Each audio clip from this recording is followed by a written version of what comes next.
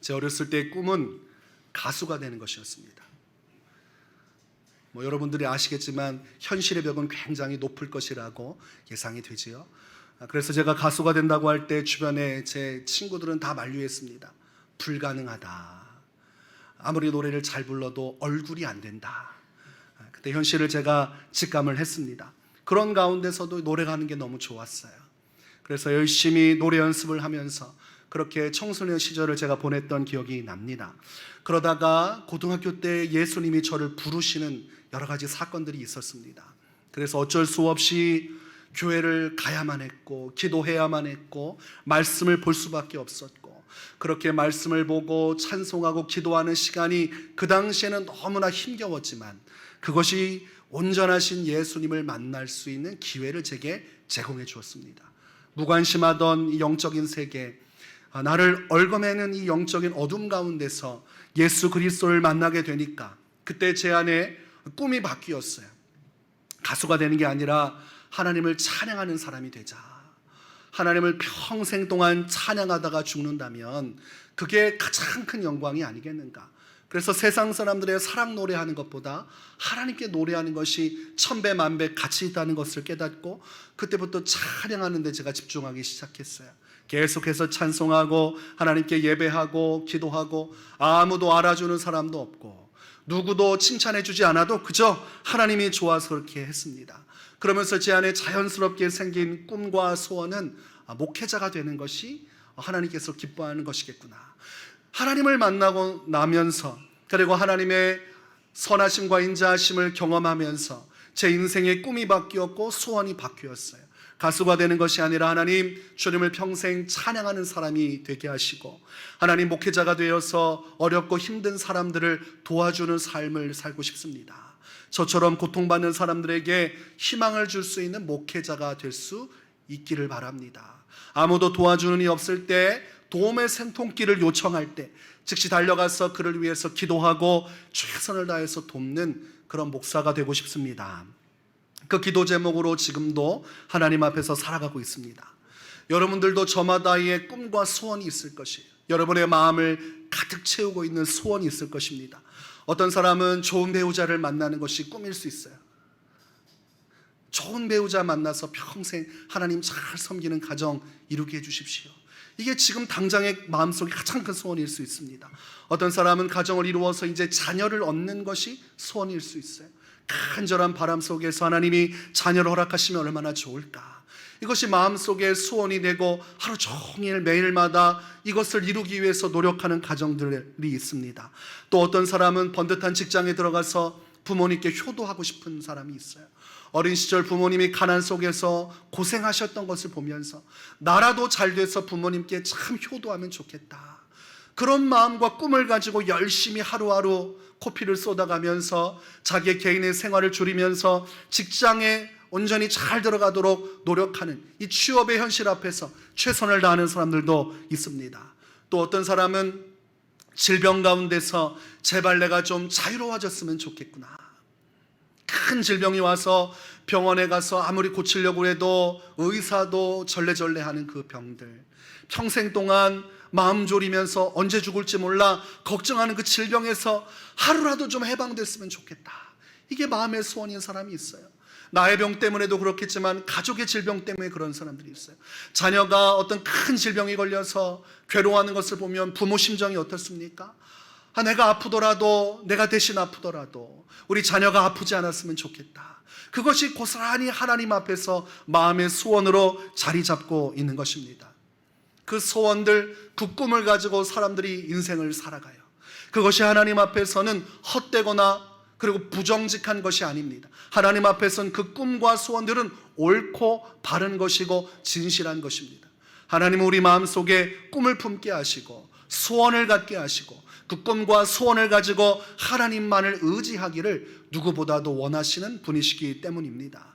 소망이 없는 삶, 마음속에 간절한 소원이 없는 삶은 추락하게 되어 있습니다. 인생에 목적이 없고 삶의 방향이 없어요. 그래서 노숙자들의 삶으로 들어가면 마음속에 소원이 없어요. 마음속에 꿈꾸는 것은 잠깐 찰나와 같이 빛나지만 그의 삶을 붙들어서 움직이게끔 하고 간절하게 만드는 소원이 없어요. 그냥 하루 구걸해서 먹고 술 마시고 다음날 그렇게 살면 족한 것이지, 이렇게 살아가는 것입니다. 그래서 거기에 있는 사람들은 하루 술 먹고 하루 즐기고 또 다음날 또 눈 뜨고, 그래서 한번 노숙자의 삶에 들어가면 직장을 얻을 기회가 있고 집을 얻을 기회가 있어도 잘 떠나지 않는다고 그럽니다. 그렇게 아무런 생각 없이 고민 없이 하루하루 먹고 사는 거, 거기에 익숙해지니까 남들이 볼 때는 분명히 문제가 심각한 것인데 온몸에 악취가 나고 삶에 어떤 도전도 없고 목적도 없고 가족들과 떨어져서 그렇게 덩그러니 살면서도 거기에 매여 삽니다. 하나님께서 원하시는 것은 그런 삶이 아니에요. 목적도 없고 꿈도 없고 소원도 없이 자포자기해서 그저 하루하루 사는 인생을 주님은 원하지 않습니다. 주님, 우리가 큰 소망과 꿈을 가지고 주님 앞에서 믿음으로 서기를 원하시는데 우리 마음속에 이 소원들은 주님께서 주시는 것이라고 성경은 말씀합니다. 빌립보서 2장 13절에 너희 안에서 행하시는 이는 하나님이시니 자기의 기쁘신 뜻을 위하여 너희에게 소원을 두고 행하게 하시나니. 하나님을 만나고 하나님을 알게 되면 소원이 커져가게 되어 있습니다. 하나님의 크고 위대하심, 전능하심을 깨달을수록 그분의 은혜 안에서 하나님의 도우심 가운데서 인생을 잘 살아보고 싶은 마음이 생기게 되는 것입니다. 그리고 하나님은 그 마음속의 소원을 이루어주고 싶어하는 분이에요.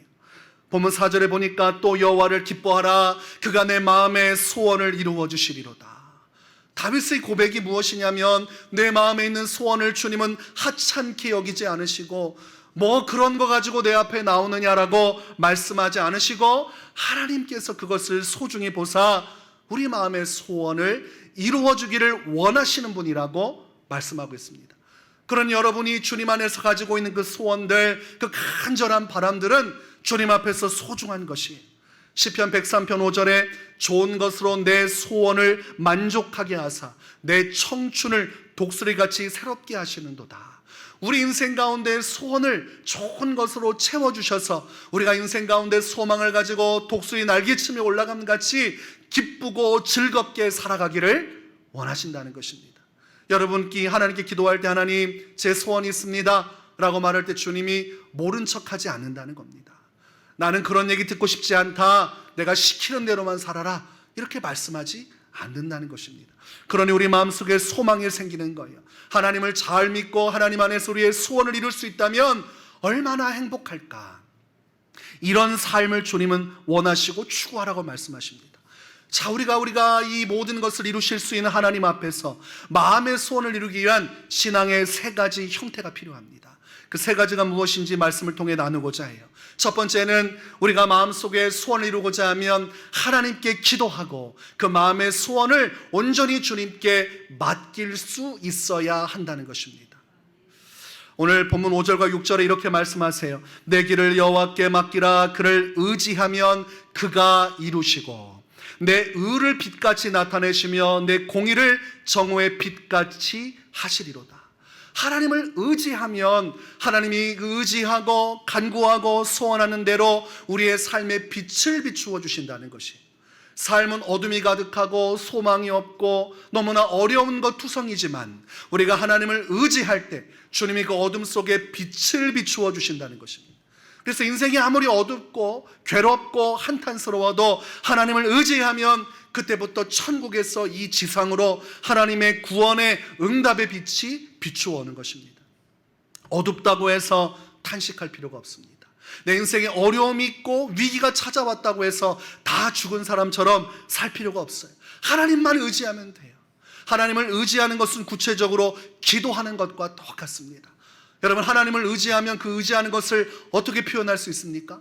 그냥 가만히 주님 얼굴만 바라보면서 하늘만 바라보면 의지하는 것입니까? 무언가를 의지하면 표현이 돼야 되는데 성경은 그것이 기도라고 돼 있어요.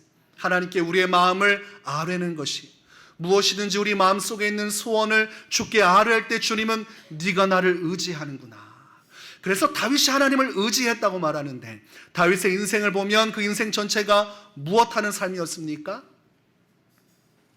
다윗이 어떻게 살아갔어요? 매 순간 기도했지요. 하나님께 기도했어요. 예수님께서도 어떻게 하셨어요? 하나님을 의지하셨다고 되어 있는데 그분은 눈물과 기도로 간구와 소원을 하나님께 올려드렸다. 기도하며 눈물을 쏟으시고 기도하며 부르짖으시고 기도하며 주 앞에 나감으로 주님을 의지하셨다고 말씀하고 있습니다. 여러분의 소원이 이루어지려면 주님을 전적으로 의지하며 그 소원을 위해서 기도해야 됩니다. 그러면 누군가는 물을 거예요. 얼마 동안 기도해야 됩니까? 어떻게 기도해야 됩니까? 인디언 기우제란 말이 있어요. 인디언 기우제. 미국의 애리조나 사막의 호피 인디언들은 기우제를 지내는데 이 사람들이 기우제를 지내면 100%이 기우제가 효과를 발휘한다고 그럽니다. 어떻게 일이 가능할 수 있었을까요? 비가 올 때까지 기우제를 지냈기 때문입니다. 비가 올 때까지 기우제를 지내니까 그 기우제는 100% 효과가 있는 것이죠. 여러분, 기도를 언제까지 해야 되는가? 우리가 어느 정도 주님을 의지하여야 우리의 삶의 간절한 소원이 이루어질까? 성경은 하나님께서 응답하실 때까지 기도해야 한다, 이렇게 말씀을 하고 있습니다. 그러면서도 우리 안에 소원을 주시는데 하나님의 어떤 속성에 대한 것이에요.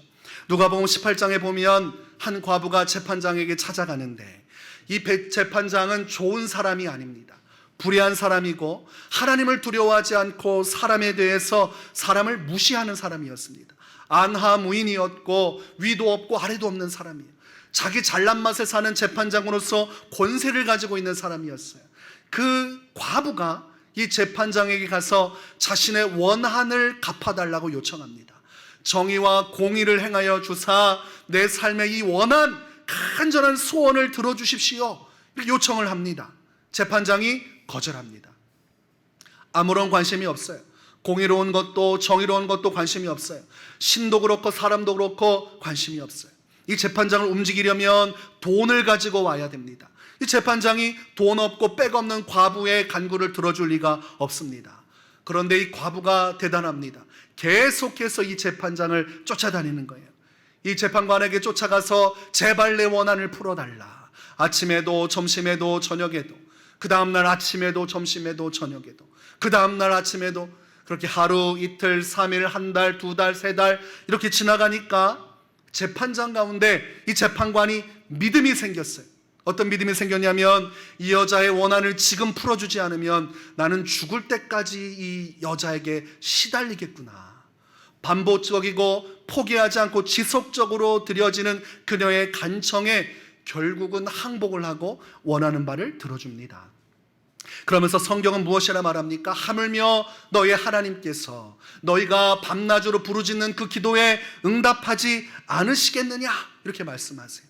하나님은 좋으시고 선하시고 의로우시며 우리의 꿈과 소원을 이루어주기를 기뻐하시는 분인데 그분 앞에 나가서 밤낮으로 부르짖을 때 그분이 모른 척 하겠느냐? 속히 응답하시리라.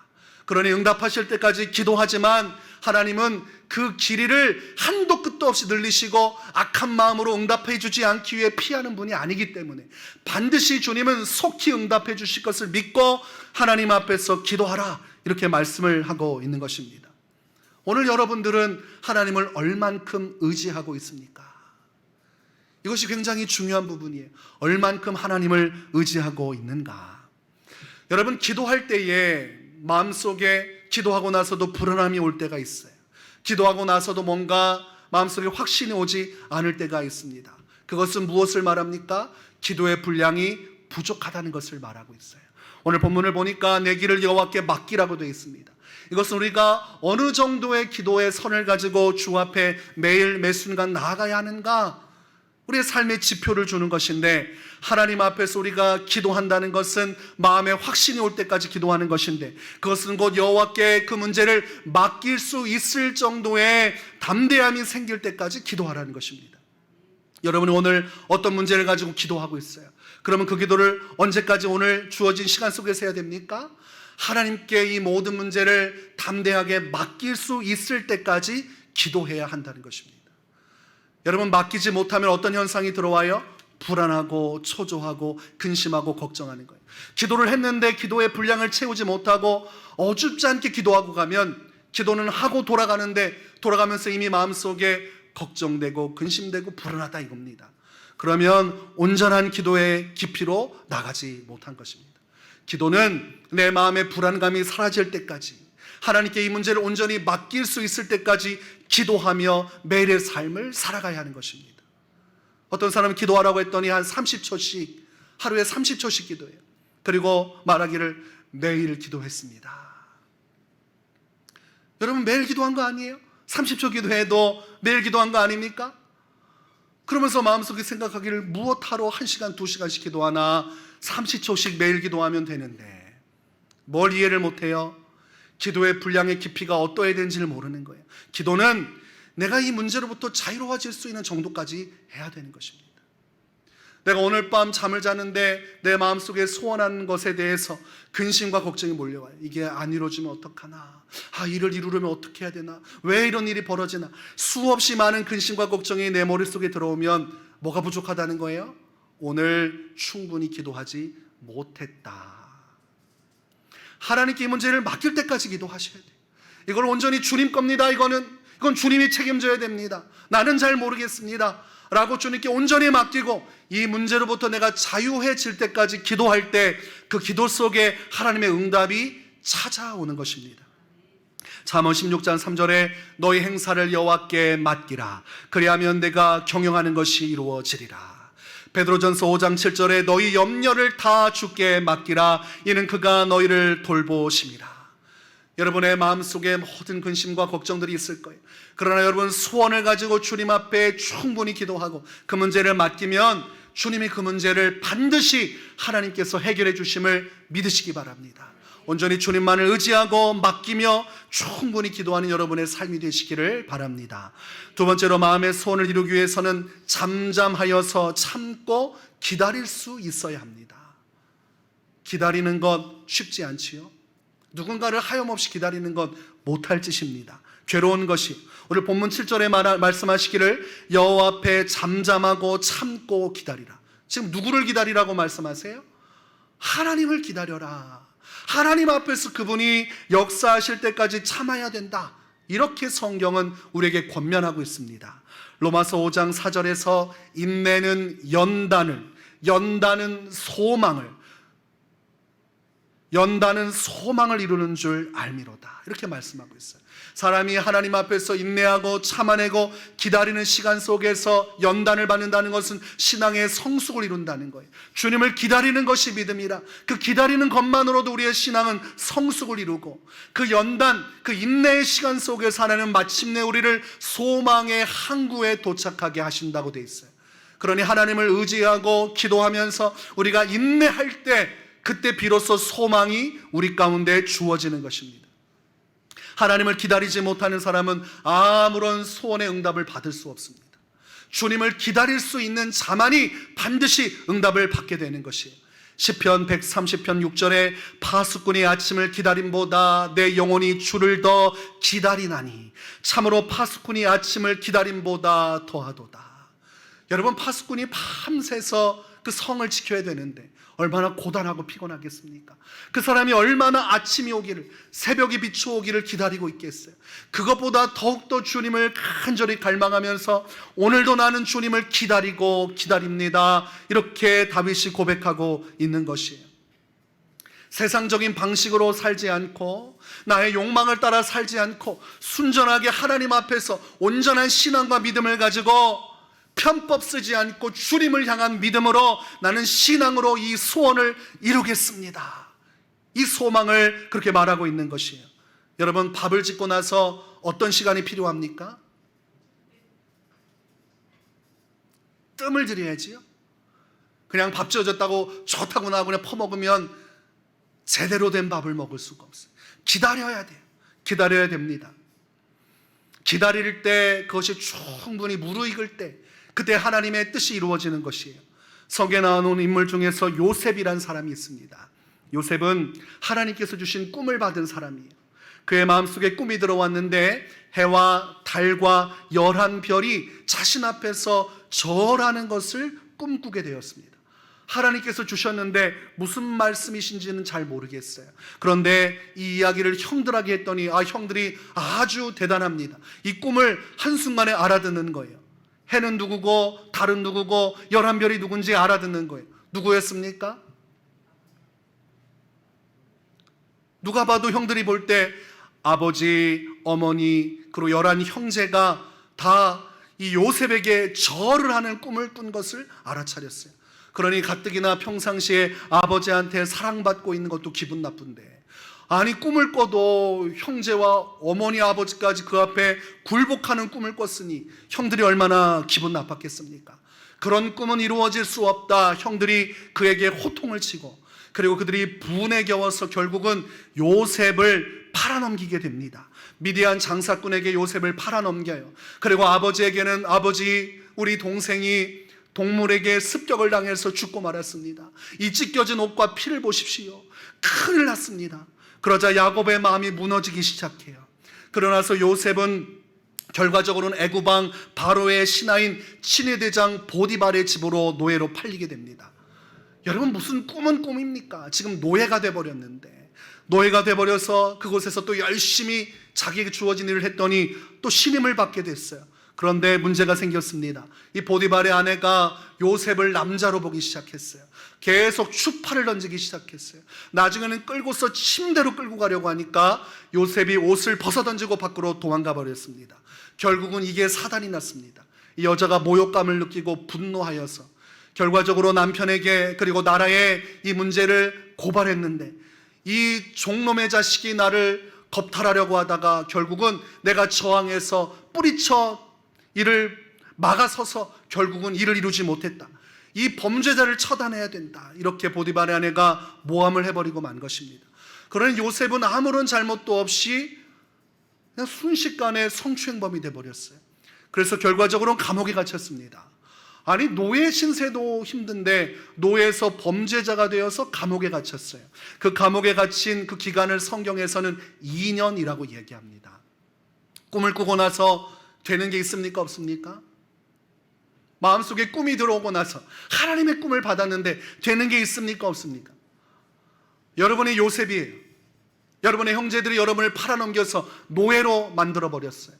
노예 생활하다가 한 줄기 빛이 비치는 것 같았는데 여주인에게 고발당해서 감옥에 갇혀서 2년간 옥살이를 하게 됐습니다. 여러분이라면 그때 어떤 마음을 품겠습니까? 꿈 같은 소리하고 앉았네.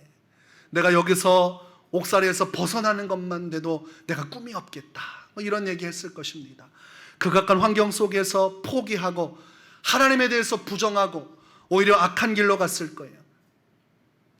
자신을 제어하지 못하고 자기 멋대로 사는 길을 선택했을 우려가 높습니다. 그러나 여러분, 요셉은 인내했던 사람이에요. 그 인내 속에서 연단을 받았어요. 어려움이 있지만 끝까지 참았어요. 참는 것 자체가 믿음이라는 것을 여러분 깨달으시기 바랍니다. 참을 수 있으면 그게 믿음이에요. 사람들은 참 멍청하다, 신앙생활하면서 그 정도 안 되면 하나님을 믿지 말아야지, 무엇하러 그렇게 신앙생활하느냐 말하지만, 요셉의 경우는 그럼에도 불구하고 끝까지 하나님을 기다렸습니다. 그랬더니 2년이 지나서 이 나라에 문제가 생겼는데, 바로 왕이 꿈을 꿨는데 그 꿈을 해석할 사람이 없는 거예요. 그러다 보니까 감옥에 갇혀있는 요셉에게 기회가 왔어요. 요셉이 그 꿈을 보자마자, 듣자마자 알아맞추게 됩니다. 그것은 7년의 풍년과 7년의 흉년이 일어날 것이라는 꿈임을 알아맞추게 돼요. 그러자 이 왕이 탄식하면서 그를 인정하고 총리로 세웁니다. 그래서 요셉이 정책을 펼치는데 7년 동안 풍년이 있을 때 그것을 함부로 쓰지 않고 모든 것을 다 비축해 둡니다. 그리고 7년 후에 흉년의 기근이 찾아왔을 때 온 나라가 아우성치고 먹을 것이 없어 굶어 죽어갈 때 이집트는 자신들이 쟁여놓은 그것을 가지고 백성들의 땅을 사고 팔면서 나라의 국토를 확장하고, 그리고 백성들은 마음껏 자신들의 생명을 지킬 수 있는 곡식을 얻을 수 있어서 생명을 보존할 수 있었습니다. 그때에 요셉을 버린 그 형들과 가족들은 이 굶주림을 면하지 못하고 있었어요. 그래서 애굽으로 가서 먹을 양식을 구해와야 했습니다. 그래서 형제들이 내려가서 그 총리 앞에 서게 되는데, 그 총리가 누굽니까? 요셉이에요. 요셉 앞에 무릎 꿇고 절을 합니다. 나중에 요셉이 자신의 정체를 밝히고 형들과 만나게 되고 눈물을 쏟지요. 그리고 아버지도 모시고 그 모든 사람들을 다 데리고 이쪽에 오면 내가 책임지고 살 수 있는 길을 열어주겠습니다.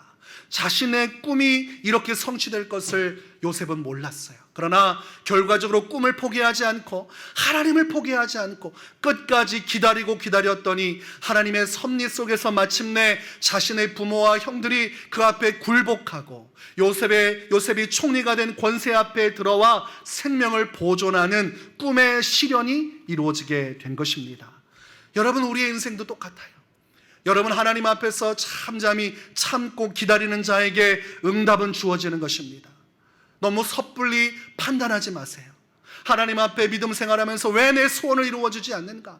이렇게 기도함에도 왜 주님은 응답하지 않는가? 그런 말씀하지 마세요. 때가 되면 주님은 역사하십니다. 시편 126편 5절에 눈물을 흘리며 씨를 뿌리는 자는 기쁨으로 거두리로다. 하나님 앞에서 끝까지 참고 인내하면 응답은 반드시 옵니다. 여러분, 이 확신을 가질 때 우리의 신앙은 견고해지고 끝까지 보는 것을 인내할 힘을 얻게 되는 것입니다. 세 번째로, 마음의 소원을 이루기 위해서는 우리가 불평이나 원망이 아닌 믿음의 선언을 할 수 있어야 합니다. 본문 8절에 보니까 분을 그치고 노를 버리며 불평하지 말라, 오히려 악을 만들 뿐이라. 불평하지 말라고 되어 있습니다. 여러분, 속담 중에 그런 말이 있습니다. 엎드러진 물은 두 번 다시 주워 담을 수 없다.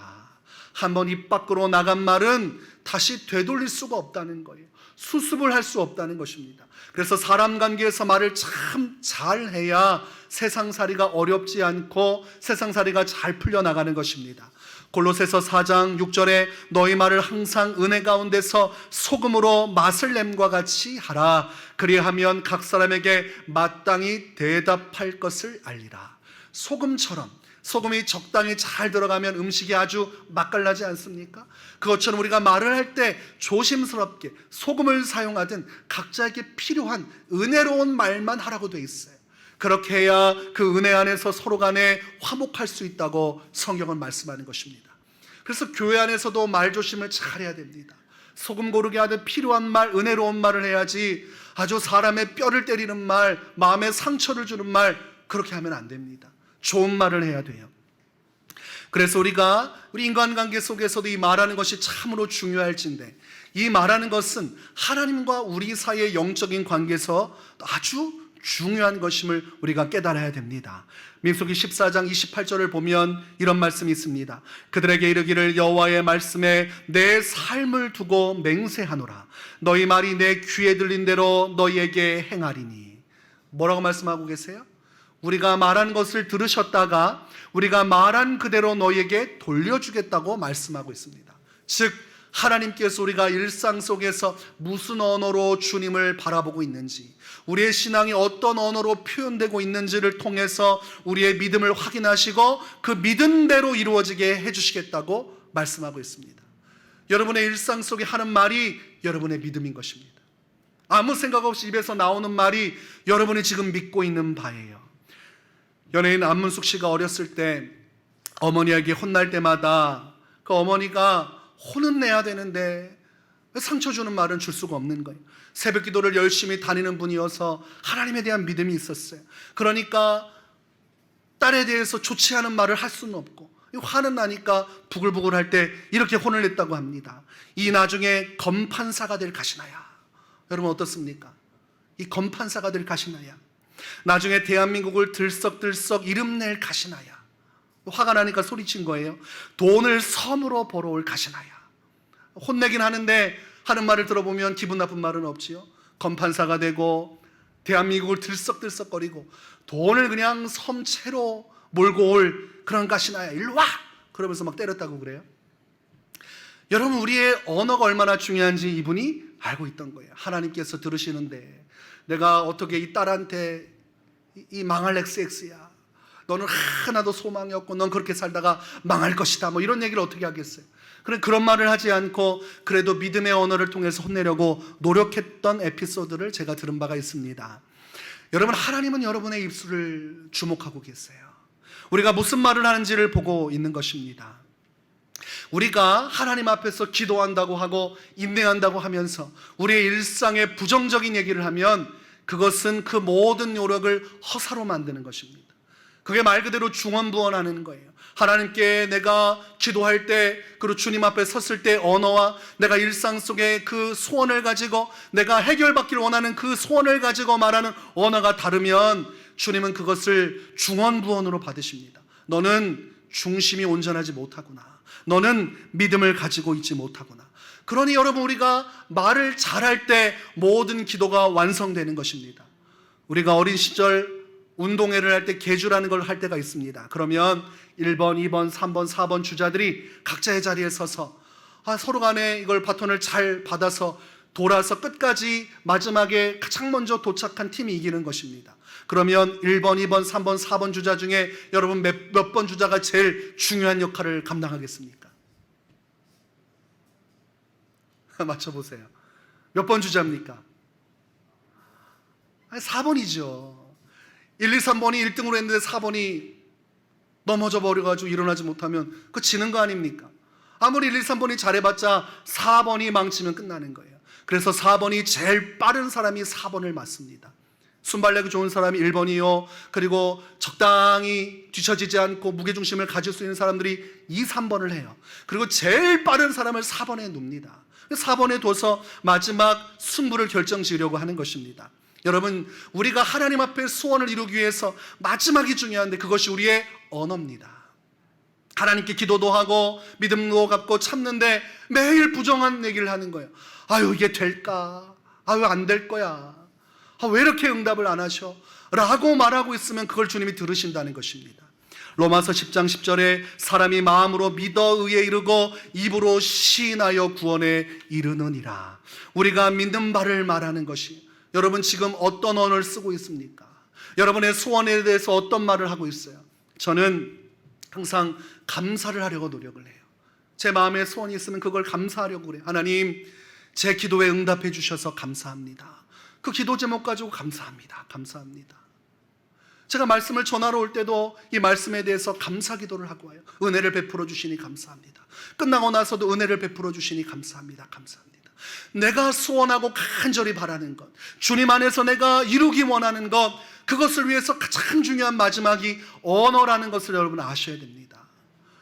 그것 잘못하면 시간은 길어지는데 응답이 안 와요. 그래서 여러분들 지금 이 말씀을 잘 점검해 보십시오. 내가 어느 것에서 문제가 되고 있는가? 기도의 분량을 충분히 채우지 못한 채 근심 걱정하면서 이 문제를 맡기지 못하고 이 문제 짊어지고 살다가 응답이 되지 않는 것인가? 아니면 하나님 앞에서 인내하고 참아내야 되는데 얼마 기도 생활하고 믿음 생활하다가 응답이 없으면 에라 모르겠다 하고 그냥 소원이고 뭐고 다 내팽개치고 될 대로 되라지 이러다 살다가 응답이 안 되는 것인가? 아니면 다 잘해놓고 마지막에 입술로 엉뚱한 얘기하고 다녀서 이 모든 걸 다 엉망진창이 되게 하고 있는 것인가? 여러분, 이것을 중점적으로 살펴보셔야 됩니다. 그래서 오늘 말씀을 통해서 우리가 세 가지 하나님 앞에 소원을 가지고 기도하고 이 문제를 맡길 수 있을 때까지 우리가 충분히 기도하며 나가면 소원은 이루어집니다. 두 번째로, 우리가 이 마음의 소원을 가지고 끝까지 참고 기다릴 수 있다면, 요셉처럼 인내할 수 있다면 반드시 응답은 주어집니다. 세 번째로, 마음의 소원을 이루기 위해서 불평이나 원망이 아닌 믿음의 고백으로 마지막을 장식을 하면 주님은 반드시 여러분에게 원하는 소원을 이루어 주시는 것입니다. 여러분, 얼마나 감사하고 귀합니까? 세상 나가서 여러분이 아무리 떠들어도 누구도 들어주지 않아요. 날 더운데 여러분 이야기할 때 아무도 듣지 않습니다. 그러나 하나님은 들으시는 것입니다. 자녀된 백성이 그 권세를 가지고 하나님께 기도하면 세상 사람들도 듣지 않고 심지어 가족들도 무시해도 하나님은 그 기도를 마음속 깊이 들으시고 그 소원을 이루어 주시기 위해서 역사하시고 그 소원을 성취시켜 주는 것입니다. 믿음의 사람들이 모두 그 응답을 받아서 하나님의 영광을 세상에 드러냈습니다. 9절 말씀대로 여호와를 소망하는 자들은 땅을 차지하리로다. 주님 앞에 이 소원을 모두 성취하시고 주님의 놀라운 은혜와 복을 누리는 축복된 인생이 되시기를 주의 이름으로 축원합니다.